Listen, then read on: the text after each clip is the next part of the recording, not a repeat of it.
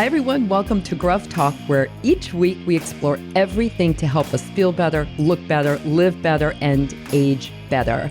Today, we're talking with Kerry Hannon, author of many, many books about work and money, specifically for people over 50. I'm your host, Barbara Hannah Grufferman. A few years ago, well before COVID, I asked women on social media to reveal that one thing that keeps them awake at night. That single nagging worry that haunts their sleep and has the potential to overshadow their generally positive outlook on life. The responses spurred me to write an article for HuffPost, which was then picked up by other media, including NPR stations around the country. Clearly, it hit a nerve with a lot of people. Conventional wisdom might say that women over 50 are most concerned about how they look, how many wrinkles they have, and how young they appear. In fact, there's big business in convincing us that these should be our focal points. As I've written many, many times, women often feel invisible once they hit 50. But that isn't a gut-wrenching fear. It's just an observation. When I asked them to share their worst fear, none of these issues came up. Oh yeah, if you mentioned health as a priority, sure, or maintaining the ability and strength to keep doing everything they're doing and love to do. But based on the many responses I received, it's clear that these women who are out there working, taking care of their families, and now very often aging parents, and contributing to their communities in meaningful ways have something much bigger than crow's feet on their minds. The one common thread that linked their thoughtful comments was this: the fear of not having enough money as they got older. Listen, with so many unknowns right now in the world, which are affecting the financial market, sure, with the workplace landscape drastically changed as a result of the pandemic, and with ageism still very much entrenched in the work culture and society overall, this fear is still very, very real. My guest today is one of the country's leading thought leaders focusing on work and money with a specific focus on people 50 plus. Kerry Hannon is an expert columnist for many leading journals, senior editor for Yahoo Finance, and is a sought-after speaker and an on-air media expert. She's the author of many, many books. Her newest one is called, and I love this name, In Control at 50 Plus, How to Succeed in the New World of Work. Welcome to Gruff Talk, Kerry. Oh, thank you for the invitation. I'm so excited to be here. I'm such a fan of your work. You've just had such a, let's use the word positive, impact on so many women, and I'm just thrilled to be part of the team here today. Oh, thank you. Yeah, I'm trying my best out there. Okay, Kerry, before we dive into what I really want to talk about, I have three things I like to ask every guest. First of all, where are you tuning in from? Oh, I'm in Washington, D.C. My youngest daughter just moved there in January. Loves D.C., as do I. It's a great town. It's a great town. Second, what are the essential things about Kerry Hannon, the person, you'd like the Gruff Talk audience to know about you? Well, I guess the most important thing, and it really does come through in my work, is that I'm a pretty optimistic person. I'm very positive. My outlook is I tend to see the bright side of things. And not that I'm naive, but I feel like that's a better way for me to go through the world, is looking at how can we, not how can't we, or how can I, not how can't I. I'm also super curious. And I think that's the key for most people in terms of movie, like really, and we'll talk about this more, being in control of your life. When you're curious, I mean, the world is just so much more interesting. And I guess the third thing would be I'm really fascinated by other people's stories. And I love hearing people's journeys. And that's part of my curiosity is, wow, like how did they do that? And how did they go from A to B to C? That really is fun. And I've done that for years. Since I was about 17 or 18, I've written people's stories. And so I love that. And the final thing is I love animals, and I really, really love dogs and horses. I know. And that's one of the things I love most about you. I love all of those things you just mentioned, but I love all your posts about your dog and your horse and your horses. And it's really, really wonderful to see. That's a wonderful aspect of your life. It keeps me grounded. sure. I mean, if I didn't get horse hugs or get down on the floor and play with my puppy, I don't know where I'd be. That is what it's all about. I couldn't agree more. And should I reveal that right now as we speak, I'm looking at my dog, my wonderful dog, Yay. Pete the Brittany. Oh, so cool. He's in the room with us. He's very quiet. He wouldn't even know. But, what's funny what you said too is I raised both of my daughters, they're both in their 20s now, with the following mantra: interesting people are interested people. Ooh, I like that. Right? It's just so, and I've told them that over and over and over again. So let's hope it sticks with them. Clearly it did with you. Yeah. Okay. Last question for you before we get into the real topic of the day. What did you eat for breakfast today, Kerry? Well, okay. For starters, no self-respecting writer would get started without a good, strong cup of coffee, right? Black coffee. Oh, bingo on that. Thank you very much. So that's like my immediate go-to. And then I love my Greek yogurt. And, I put some maple syrup to counteract any of the good things in there. I have to add the sugar. I've already had my Greek yogurt too. It's great. Okay, good. I just love to know what people eat. I just do. And I usually am recording way after breakfast. So I always like to, okay, maybe before lunch, what the heck did you eat today? Okay, let's get started.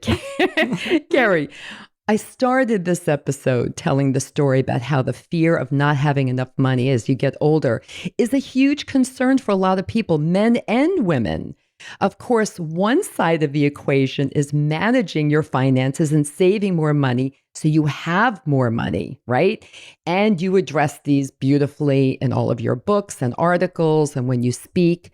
But the other side of the equation is to make sure you continue to do everything you can to make money. And that's what I want to focus on today. So let's start with your new book, In Control at 50 Plus, How to Succeed in the New World of Work. I've read it, just fabulous, and got so much out of it, as I do with all your books. It has a really effective balance of motivation and practical advice and tips that people can really use.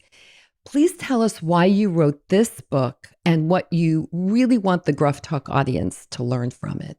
Oh, well, thank you. I'm super excited about this book, Barbara, because I have written a lot on this topic of jobs and work and longevity and women and money, all that great stuff.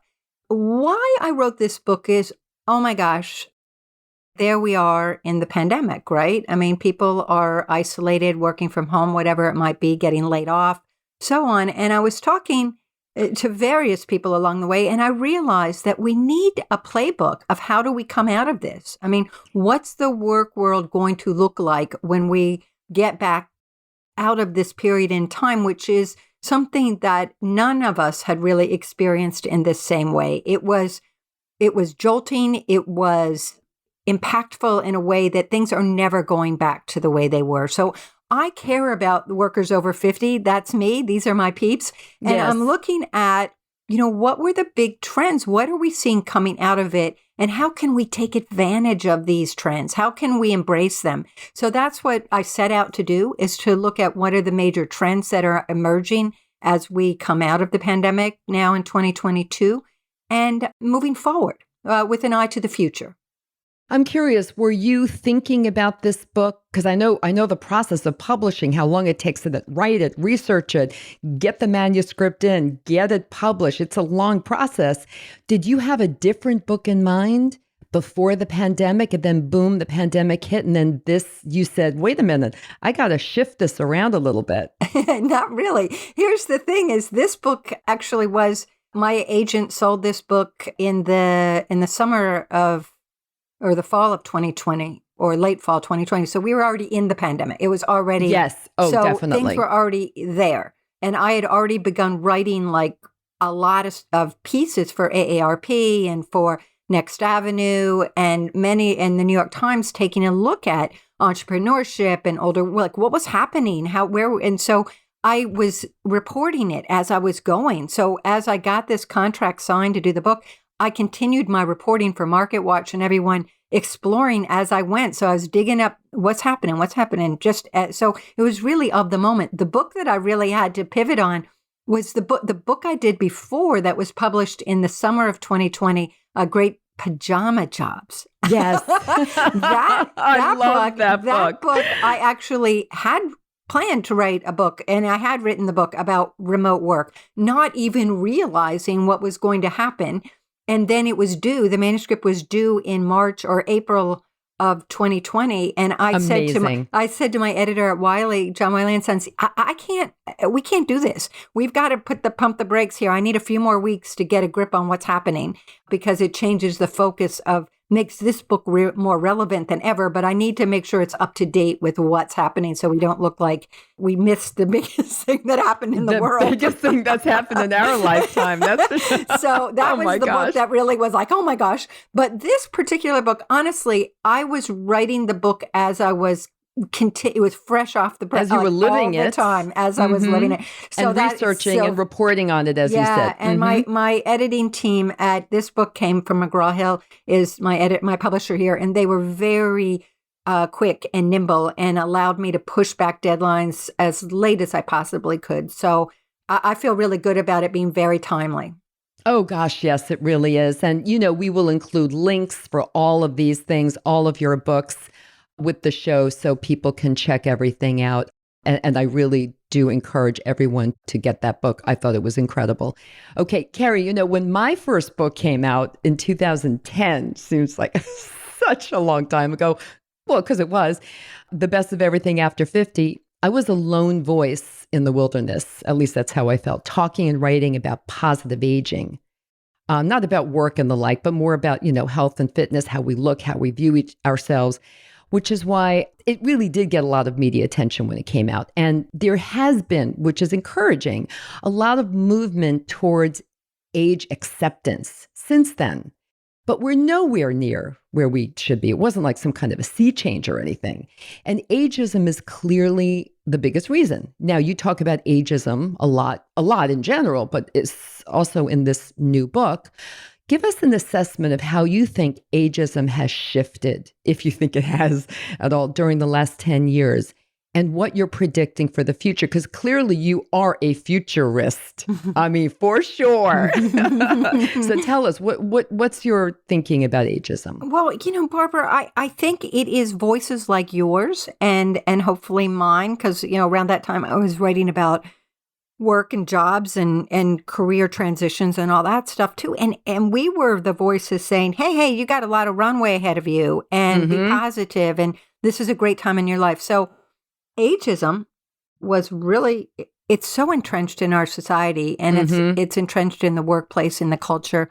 These things do not change quickly. And I must say, because I say I'm a positive girl, but I am a little pessimistic in the sense of this. I don't think the needle has moved that much. I think it is still there. And I think a lot of the ageist attitudes actually come from people at the top of the organizations who are in fact themselves older. And they, they're like, you're old, but I'm not.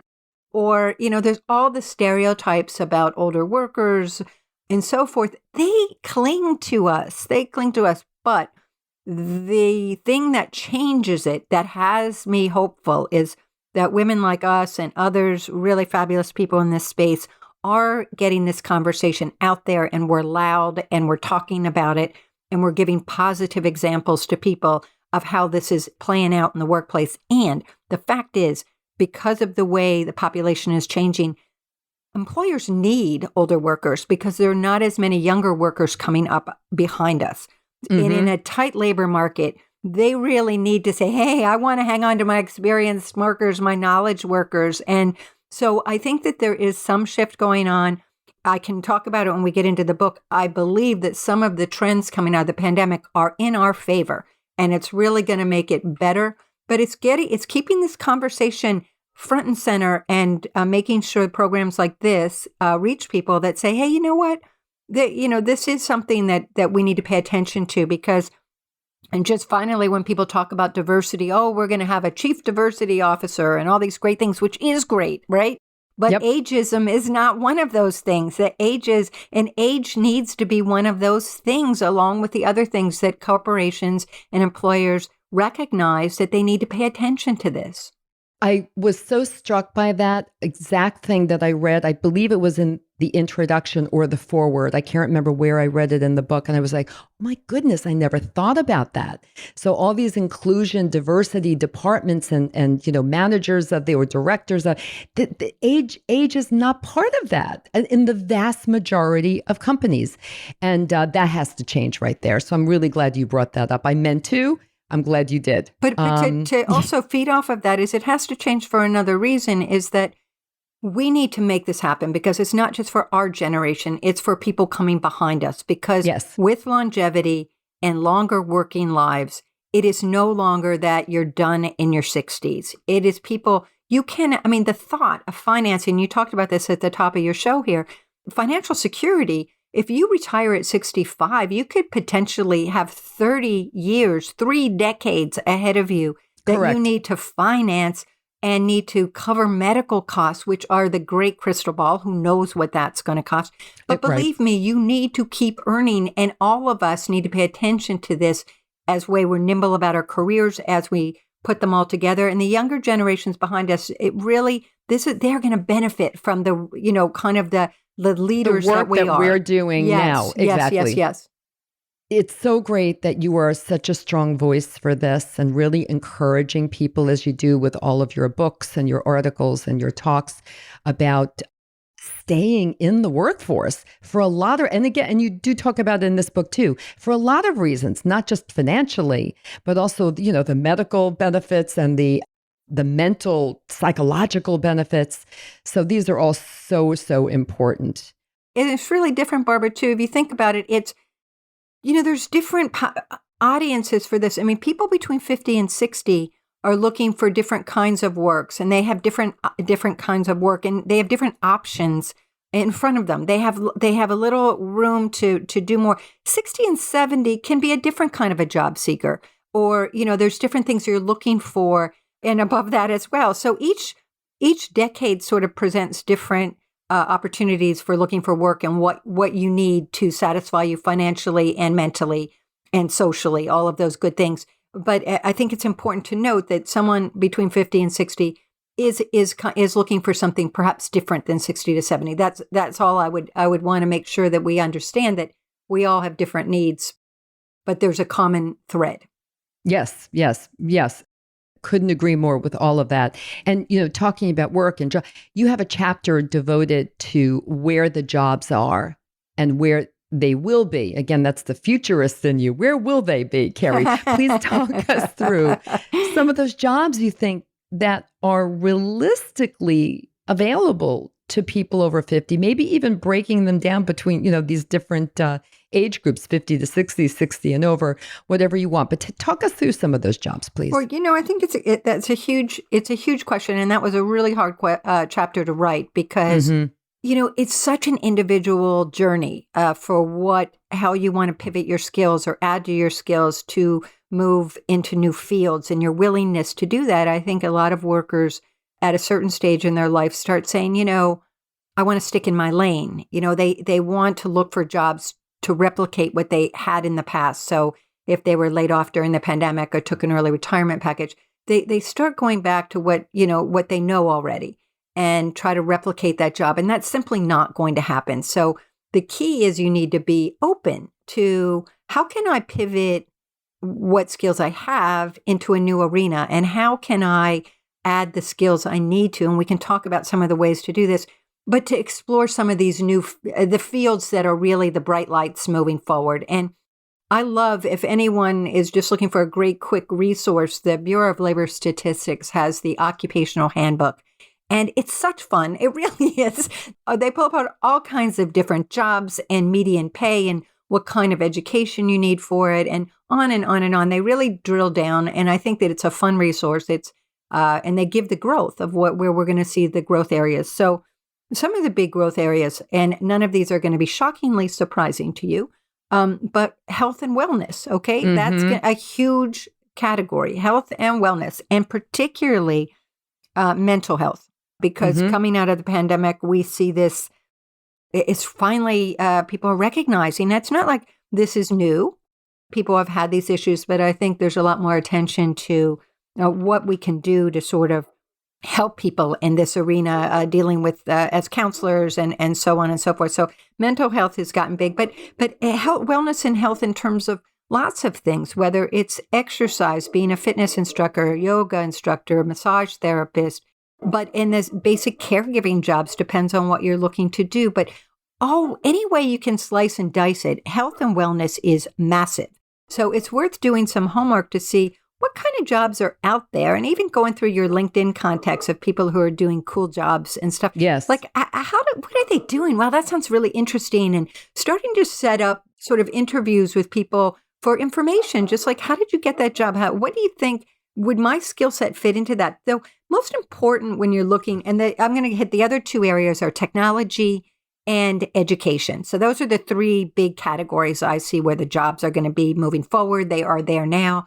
But they're changing. Things are changing so rapidly, particularly with technology. So, in the world of technology, sure, if you want to be a cybersecurity expert, go for it. That is really hot, and it's not going away. But if you're a great, if you like designing websites, we're all getting so nimble with being online that I think anything you can do, designing apps or helping people navigate all kinds of different tech stuff is fun and exciting, and sort of look around you and say, what might be interesting there in education?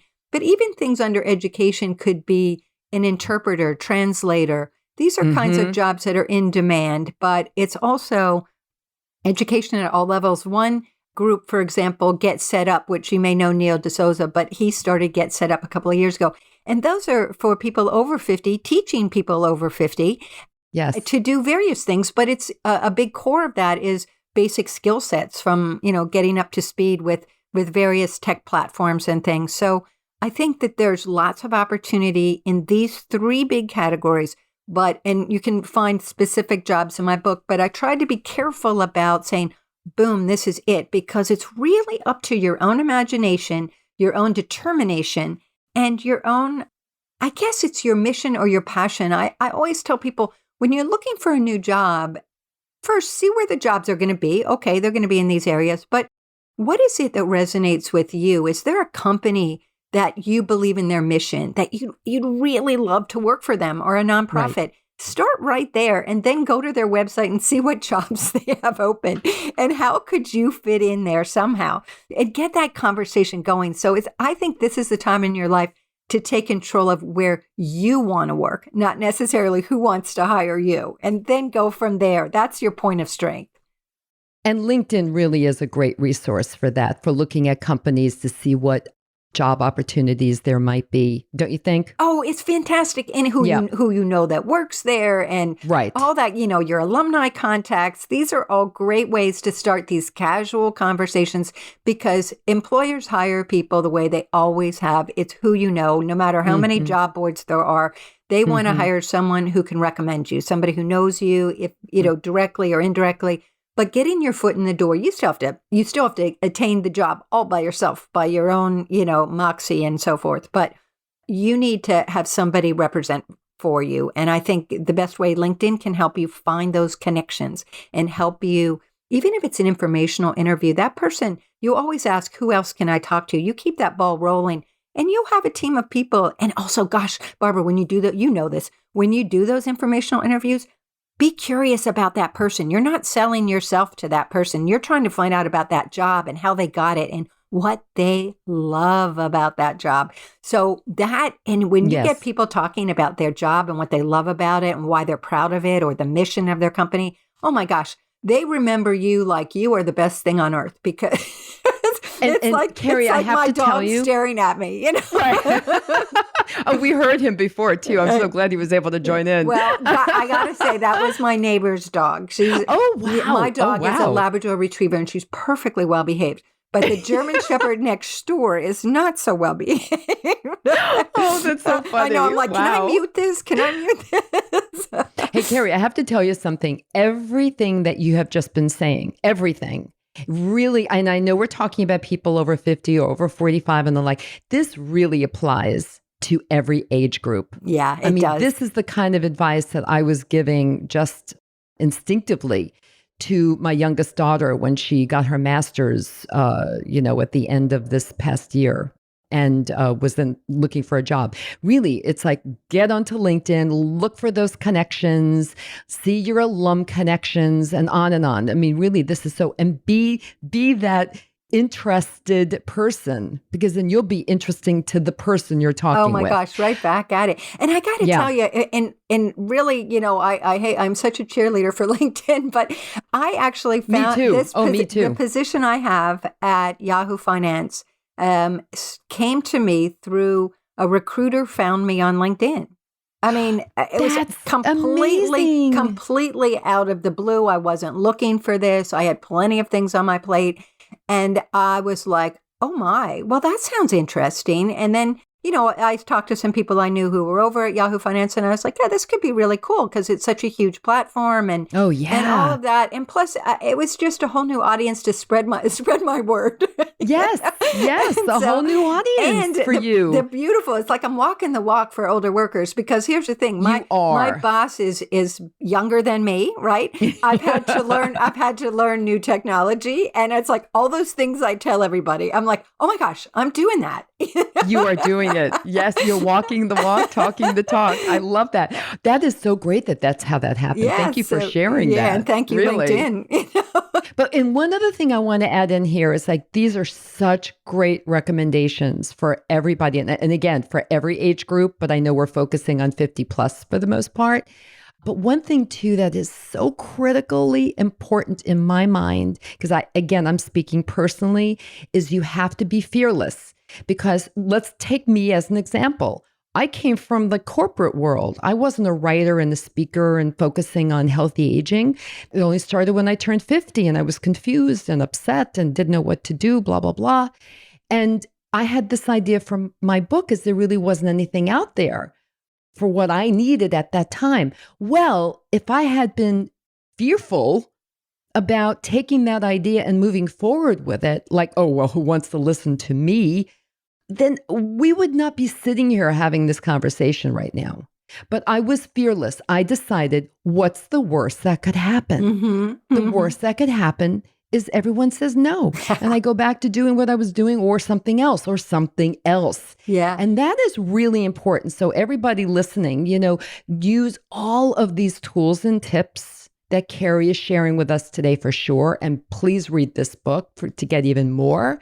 But, you got to be fearless. You got to be bold. This is the time. And opportunities come when you least expect it. So you have to be open to new ideas, new opportunities, and to saying yes and being willing to fail, because who cares? I mean, I agree with that too. When I was taking on this new adventure, I was talking to my sister and she goes, well, so what happens if it doesn't work out? It's not like it ruined your career. Bingo on that. Like, oh yeah, you're right. Who cares? I'm not 30 Who and I'm cares? But it is working out, so it's great. But the other thing is it is working out very Barbara, well. But the thing with you is you exemplify this. You've got, and that is my favorite word today, is moxie. I mean, you've just got that confidence. You've got that, you understand yourself. You own your talent, and nobody can take that away from you. Right. And I feel like if you don't want to hear what I have to say, I'm okay with that too. Sure. Yeah. Right. Yep. Okay. Hey, I'm a huge believer in staying fit and healthy as you get older. Like I write about a lot. I think all roads lead to fitness. That's kind of my motto. But, you want to be mobile and independent for as long as possible and hopefully keep your medical costs down too as you get older. But we know there are other kinds of fitness, Kerry, that you talk about in your book. And after this very short break, we are going to talk about that.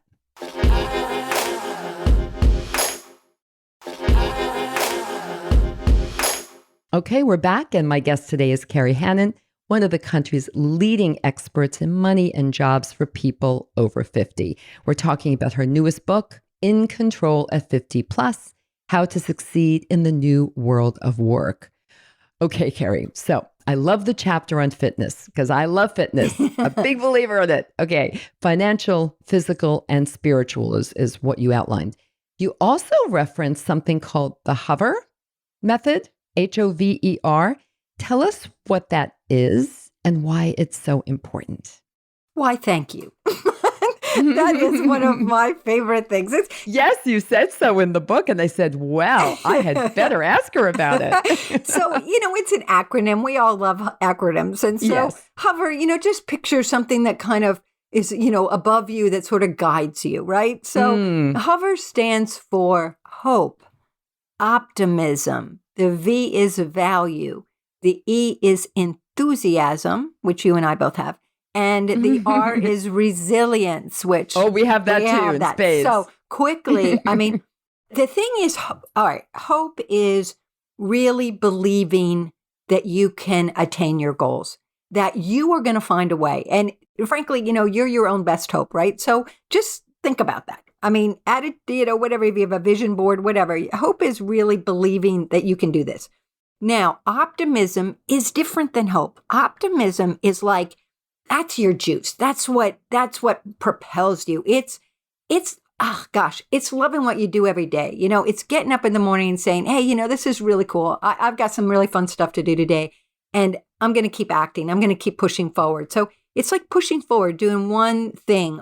It's a can-do approach, right? It's bouncing back. It's moving forward. And it's really feeling good about what's down the road. It's not being naive. I'm not saying, oh my gosh, everything's wonderful. Hunky-dory. Right? But it's you and I know this. You can control your mindset in this sense. You don't have to focus on that negative part of it. Let's focus on the energy side. So I think one way to do that is to focus on the good things going on in your life and try to make a point. People talk and write about this all the time, but being grateful and keeping just a little gratitude list. If you're feeling kind of blue, do it because you'll go, oh my gosh. Big believer on that, Kerry. I'm a huge believer in and all of this. But yes, it's important. Optimism comes from gratitude. Even like today, I'm walking my dog and I saw all the daffodils coming out and the hydrangea and the cherry blossoms in DC. And I was yes, my daughter sent me photos. It's so like beautiful. you're in cotton candy or something. And wow, I'm grateful for that.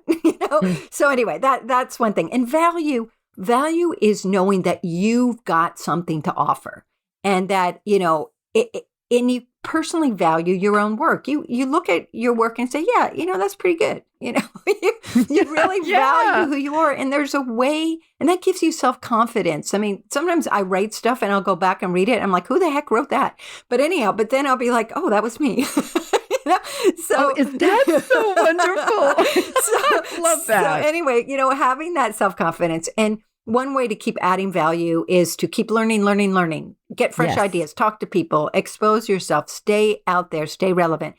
Enthusiasm that's like this energy. It's an eagerness to try new things. And so that's something you have to work on. Some people do at any rate.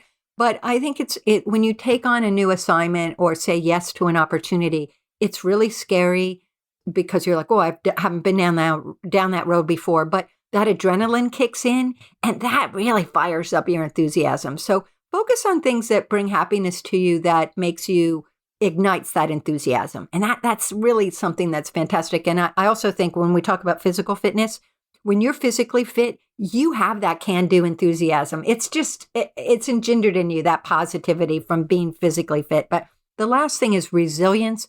And that's your ability to bounce back. And yes, I think at this stage in life, most of us are hardwired to do that. I honestly do. We've been through a lot of changes. We've pivoted a lot. We've had good things happen, bad things happen. And we've realized that we're not stuck in the past. And so again, I'm throw out my thing about keep learning, because resilience comes from learning new things. Because when you're learning new things, you're a beginner again, right? You don't know that, right? You don't know what you're about to learn. So you have to be the greenhorn, or you have to start from scratch. And then you learn. And then now you're not that. So it's that sort of back and forth of adding skills and so being a beginner and then not. So that's how resilience grows. Kerry, like you, I lost my mother in 2021. I'm still grieving. I know you are too. Yeah. And she taught me a lot of things in life, especially, always be independent, don't depend on anyone, especially about your money. And always, whenever I was going to date, don't forget the mad money because you need to, you might need money to get home.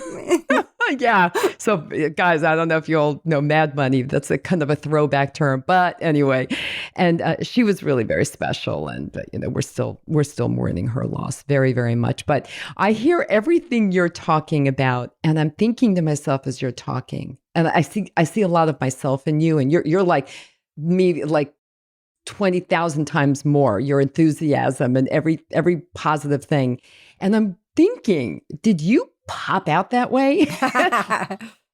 Again, I know you lost your beloved mother as well. You dedicate this book to her. You reference her in the book. Very touching.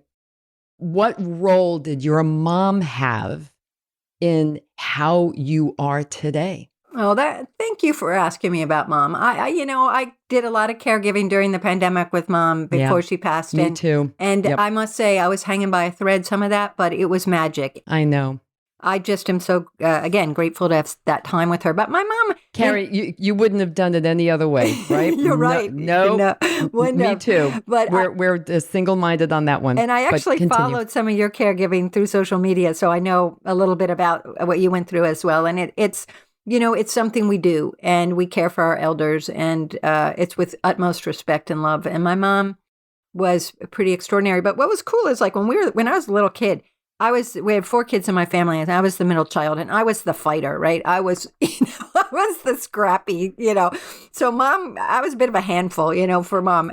And when I got older, when I graduated from college, suddenly mom and I became best friends. I can't tell you when it happened, but all of a sudden I became interested in the things that she was interested in, and I valued what she did. And we grew to have these fantastic conversations. And mom was my, you'll say this about your mom too. Mom was my big believer. She Yes. totally was there for me. And I mean, if she had been a little bit younger, she would have been my publicist. I'm telling you, she can make things happen, but she really, and I really miss now that I can't just sit down and tell her something. And she always sided with me. And I believe that I need somebody who says, yeah, you're absolutely right, Kerry. I know. Isn't that a wonderful thing to have? And I couldn't agree more with you. I mean, it was unconditional support. But my mom had a lot of grace, and she was a happy person. She was a positive person. And anyone who you meet who knew my mother that is exactly her smile. Oh, Muggs's smile. Oh, Muggs's smile, And I got to give the eulogy at the funeral, and I had everybody laughing, and it was good. She would say, anytime you say, how are you, Mom? She goes, fat and sassy. And she wasn't fat, let me tell you, but she was sassy. And so, so the thing is, she brought delight to a lot of people, and she was super kind. And those are the things I try to emulate. Oh, well done, Kerry. Well done. And well done, Mom. Your mom raised an incredible woman. So bravo to her. Thank you. It was a pleasure. There is so much more I want to discuss with you, but it was a pleasure having you on Gruff Talk, Kerry. And I don't want to say goodbye. I want to say, let's continue this conversation. And I would love to hear you say right now that, yes, you agree to coming back, because I actually want to talk more about all of this. But let's talk about the next time about the other side of the equation, which you write about so much too. Like, how do you save your money? And how do you, are you making all this money because you're still working, everyone? Now, what do you do with it? Yeah. So there's a lot I want to talk about with you. So you will be back. Oh, I would love that. I want to be on Team Gruff. Yes, you're a gruff gal. So before I let you go, though, what are three things you really would like our audience to take away from our chat today? Yeah.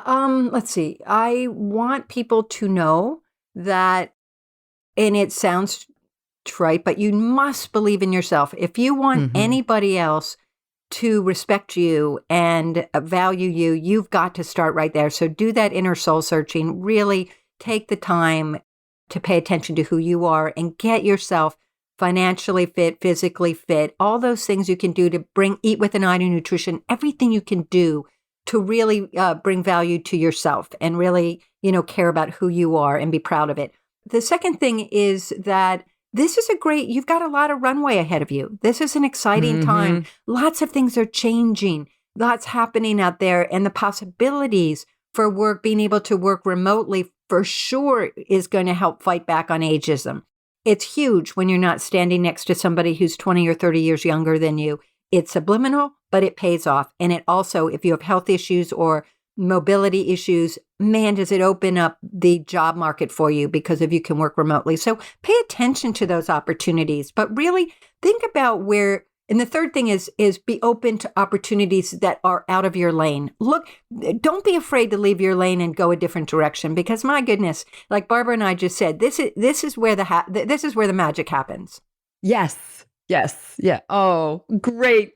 Thank you. Oh, I'm giving you this round of applause, Kerry. Oh, so fun. I'm so motivated right now from this conversation. Okay. Thank you everyone for tuning in and learning more about our guest, Kerry Hannon. Check out all the links to learn more about Kerry, her work, all her books, including the newest one. If you love this episode, please share it with your friends and family so they learn too. And if you don't want to miss an episode of Gruff Talk, where we will be talking about money, sex, style, health, nutrition, grief, and so much more, and everything in between in upcoming episodes, here's what you need to do. Subscribe to Gruff Talk wherever you listen to podcasts, including YouTube. So easy. Just click on the little subscribe button. Until next time, remember this. We can't control getting older, but we can control how we do it. Bye for now.